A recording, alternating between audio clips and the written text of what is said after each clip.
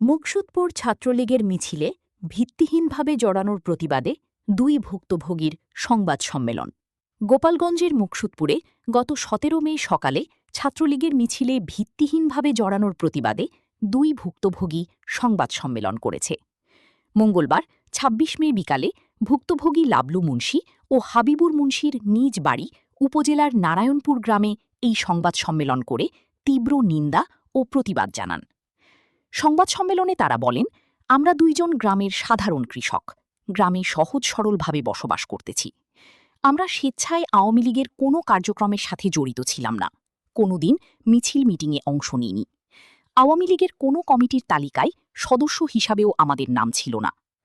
গত ১৭ মে সকালে মুকসুদপুর উপজেলার নারায়ণপুর মোড়ে মুকসুদপুর ছাত্রলীগের একটি মিছিল অনুষ্ঠিত হয়। মিছিল চলাকালীন সময়ে আমরা ব্যক্তিগত কাজে অটোরিকশা যোগে চাঁদহাট বাজার থেকে বাড়ি যাচ্ছিলাম। পথিমধ্যে তারা আমাদের অটোরিকশা থেকে জোরপূর্বক নামিয়ে ছবি তুলে সামাজিক যোগাযোগ মাধ্যমে শেয়ার করে। এই মিছিলে ভিত্তিহীনভাবে জড়ানোর তীব্র নিন্দা ও প্রতিবাদ জানাই। আসসালামু আলাইকুম।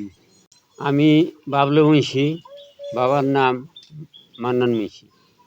আমার আর এক সাথী, তার নাম হাবিব মুন্সি, বাপের নাম সোনামুদ্দি মুন্সি।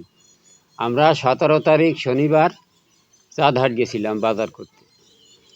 আসার সময় চৌরাস্তায় মোড়ে আসার পরে দেখি কিছু লোকজন ওইখানে দাঁড়া, অনেকগুলি পোলাপান।